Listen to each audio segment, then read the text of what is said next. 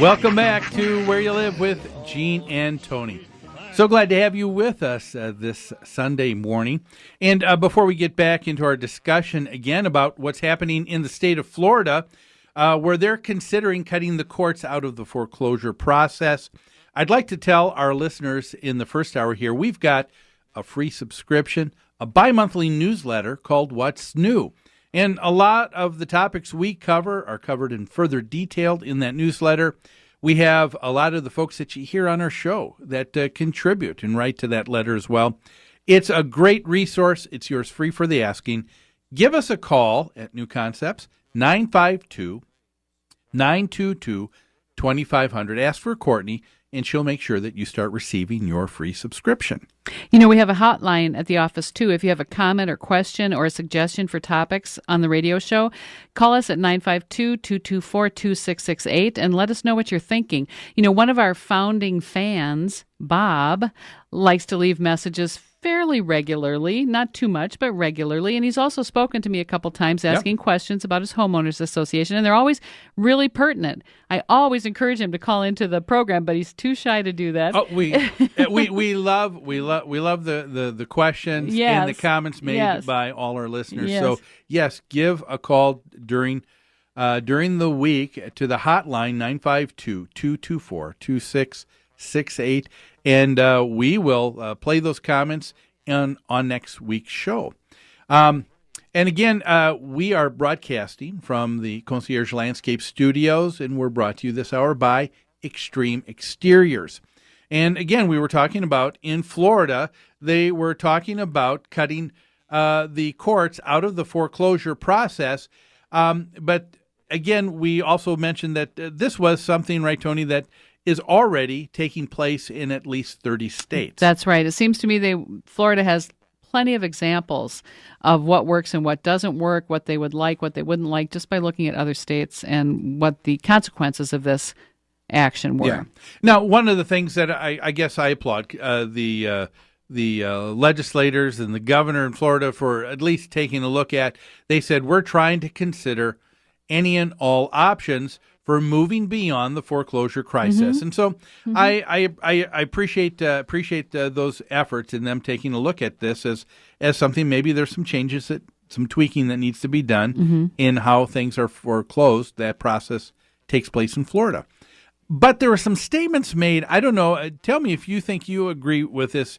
I don't know that I do, Tony. And they said, if you can move properties more quickly, get them back on the market, it will stimulate the economy. Yeah, and that came from the representative of the Florida Bankers Association, who are behind this concept, which I think probably makes lots of people suspicious. If the bankers like it, it's probably bad for the homeowners. I don't necessarily think that's true, but anyway, he thinks that getting these units out of foreclosure, into and out of foreclosure more quickly will stimulate the economy.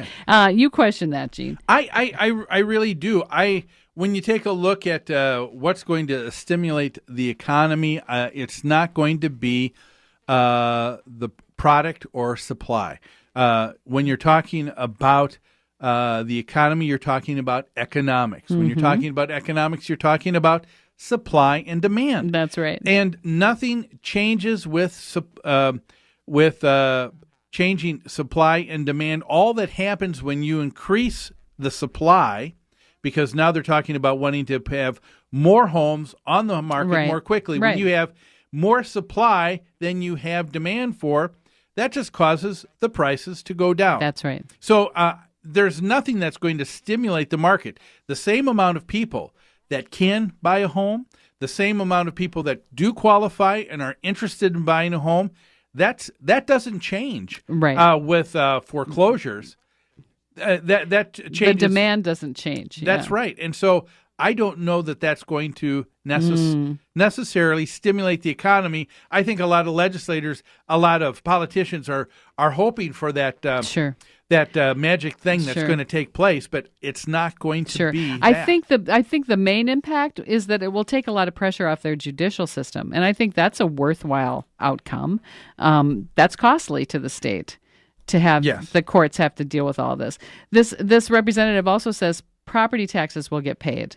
Well, we know that property taxes will get paid eventually, no matter what. but I guess the point is they are made at the point that someone owns the property, Sure. because then there's an entity that is responsible for having to do Sure. so. Now, of course, that takes place when the ownership transfers in a foreclosure to the mortgage company. Now they're going to start making those payments. But property taxes don't disappear. That's right. Simply because you stop paying them. Someone's going to pay them eventually. Yes. And then the condo fees and homeowners association fees will be paid. That's another detail that they need to think about when they're thinking about revamping their foreclosure laws.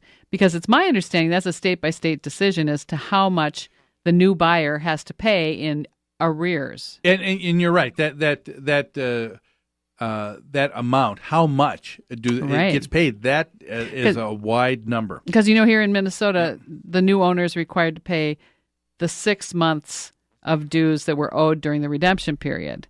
But anything that was owed by the previous owner before that is no longer a lien on the property. Now, what do you think about the fourth thing they talk about? They also talk about, now that a person has a home, they've got the dues paid, they've got the taxes paid. Now they're going to be buying paint and furniture. Sure. Well, they probably are. Well, there's some of that, but again, foreclosure, is foreclosure going to stimulate that? I don't see that. I don't see that happening now in Minnesota. What was interesting, we've talked about this earlier this summer. Statistics from the Association of Realtors had indicated that a year ago, in 2010, it was still somewhere between I think 40 to 60% of all homes that were listed in the MLS were there because of foreclosure. Wow. Yeah. This year, by late spring, early summer, that amount had gone down to 37%. Okay. So clearly, what is on the market, what is demand, is clearly homes of people that are not in foreclosure. And that's ideally what everybody is looking for, to be able to determine price and determine value. Sure. What a seller. So you're saying it's improving. It's improving. But because 37% of the homes for sale being foreclosures is still a big number. That is a huge number, but compared to what it was at the peak at 65 and 70% of all. Oh, was that high? Yeah. Then that is a big turnaround. Yeah, it is. And the bottom line, when people are trying to look at what's going to stimulate the economy, I know I'm a simple guy, and I try to think of things simply, but growth is growth no matter what it is. What is it that a plant needs for growth? It needs basically two things. It needs dirt, good dirt, and needs water. And you have those things; those two things take place in time. It grows. Mm-hmm. And what is it that the economy needs? I think there's two things that the economy needs for growth. One is a stable environment.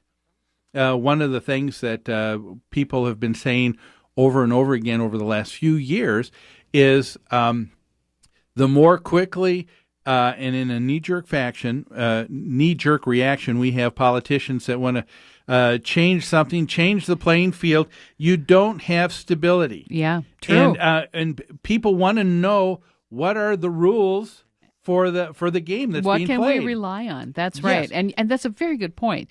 That as legislators always want to react quickly and change and offer new legislation in response to their constituents, they're changing the playing field, and it keeps everybody on edge. So instead of changing the playing field, make it stable. You know that, and then the second thing, what do you need? You need opportunity. That's what people need to be able to see growth. I know that there's probably some people, yes, that want to and have expectations that the government will take care of them. But I still believe that a lot of people are Americans, and Americans believe in liberty and the opportunity, and that means an opportunity, not a guarantee, but an opportunity. That's so right. If you have stability of the environment and opportunity, and then some time, the same thing's going to happen. There's going to be growth in the economy.